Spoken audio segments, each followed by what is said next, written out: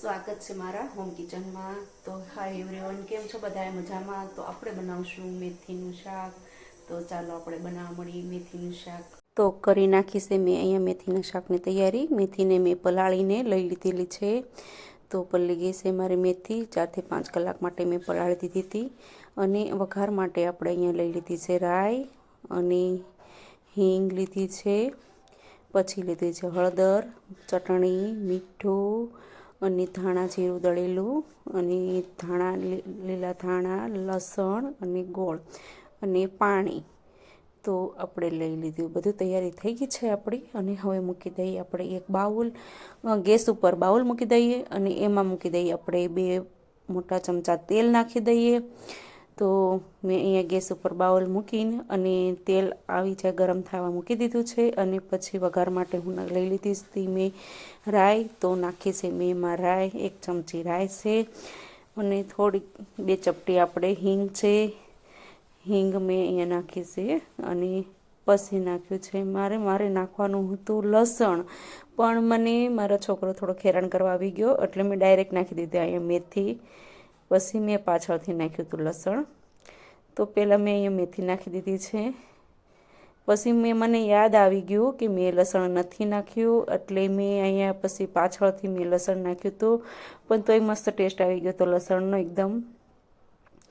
તો અહીંયા બધી મેથી મેં નાખી દીધી છે અંદર। અને આપણે ફટાફટ ઉતાવળે શાક કરવાનું હોય, અગાઉ પ્લાન ન હોય તો મેથી બાફીને પણ કરી શકીએ છીએ। ઓફિસથી આવીને આપણે ફટાફટ પ્લાન બન્યો હોય કે મેથીનું શાક કરવું છે ચાલો, તો આપણે ફટાફટ બાફીને પણ કરી શકીએ છીએ। 2 વિસલ વગાડી દેવાની પાણીમાં, સારી રીતે ધોઈને પછી 2 વિસલ વગાડી દેવાની કુકરમાં, એટલે સરસ બફાઈ જાય છે અને બધા ફોતરા પણ નીકળી જાય છે। તો અહીંયા મેં બાફી નથી, ખાલી પલાળી દીધી હતી મેથી। તો મેથી પલાળીને મેં લઈ લીધી હતી। અને લસણ તમારે ખાવું ન હોય તો સ્કીપ કરી શકો છો। પછી નાખ્યું હતું મેં અહીંયા હળદર અને મીઠું નાખી દીધું છે। લસણ આપણે ન ખાતા હોય તો સ્કીપ કરી શકીએ છીએ, તો બી મસ્ત ટેસ્ટ આવે છે। તો મેં લસણ બધું મસાલો નાખી અને હલાવી લઉં છું। અને અહીંયા નાખ્યું છે મેં લાલ મરચું, તો 1 ચમચી મેં લાલ મરચું નાખ્યું છે। અને 3 ગાંગડા આપણે ગોળના લઈ લીધા હતા નાના નાના, તે મેં ભૂકો કરીને નાખી દીધા છે। અને પછી હું સારી રીતે હલાવી લઈશ, બધું મિક્સ કરી નાખીશ। અને પછી મેં નાખ્યું હતું આમાં પાણી। તો પાણી મેં 1 ગ્લાસ જેટલું પાણી નાખ્યું હતું, કેમ કે રસાવાળું આ મેથીનું શાક રસાવાળું હોય તો જ સારું લાગે।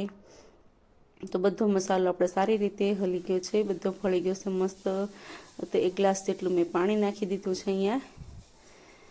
અને પછી આપણે ઘડીક ઉકળવા દેશું, હલાવશું ઘડીક એટલે ઉકળી જશે। એટલે લાલ ચટણી મેં 1 ચમચી જ નાખી હતી, વધારે નથી નાખતી, કેમ કે તીખું ખાતા હોય તો વધારે નાખીએ કંઈ છે, પણ અમે તીખું નથી ખાતા એટલે મેં 1 જ ચમચી લાલ મરચાંની ચટણી નાખી હતી।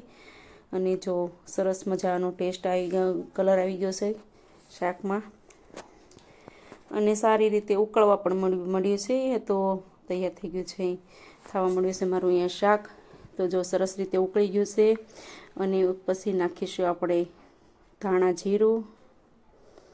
તો એકદમ મસ્ત રીતે ઉકળવા મળ્યું છે અને એકદમ સરસ ઉકળી ગયું છે શાક। તો ધાણા જીરું નાખશું આપણે, ધાણા જીરુંને હલાવી અને પછી ઘડીક રહીને આપણે નાખશું લીલા ધાણા। તો લીલા ધાણા નાખીને આપણે એકદમ મસ્ત હલાવી નાખશું। બધાયને નાના મોટાને બધાયને ભાવે છે અને સેજ જે પણ કડવું નથી થતું અને એકદમ મીઠું શાક થાય છે। તો તમે પણ બનાવીને જોઈ લો। તમે મારા વિડીયોમાં લાઈક કરજો, નવા હોય તો સબસ્ક્રાઈબ ન કર્યું હોય તો સબસ્ક્રાઈબ કરજો અને બેલ ઘંટડી દબાવવાનું નહીં ભૂલતા, અને કમેન્ટ કરજો મારા વિડીયોને। તો જો કેવું મસ્ત લાલ ચટાકદાર થઈ ગયું છે શાક મારું તૈયાર, અને નાના મોટાને બધાને ભાવે, કડવું પણ ન લાગે એવું મસ્ત મજાનું ચટાકેદાર શાક થયું છે। અને સરસ થઈ ગયું છે મારું અહીંયા શાક, અને ઉકળી ગયું છે અને રેડી થઈ ગયું છે મારું શાક। તો આપણે મિક્સિંગ બાઉલમાં નાખી દઈએ, નીચે ઉતારી દઈએ, ગેસની ફ્લેમને આપણે બંધ કરી દઈશું। ઉકળી ગયું છે મારું સાવ એકદમ મસ્તીનું શાક ઉકળી ગયું છે। તો ગેસની ફ્લેમ મેં બંધ કરી દીધી છે અને નીચે ઉતારી લેવું આપણે શાકને। તો શાકને ઉતારીને આપણે મિક્સિંગ બાઉલમાં આપણે સર્વ કરી લઈએ। તો સર્વિંગ બાઉલમાં મેં અહીંયા સર્વ કરી લીધું છે અને થઈ ગયું છે મારું એકદમ રેડી તૈયાર થઈ ગયું છે શાક. ઉપરથી મેં નાખ્યા હતા લીલા ધાણા.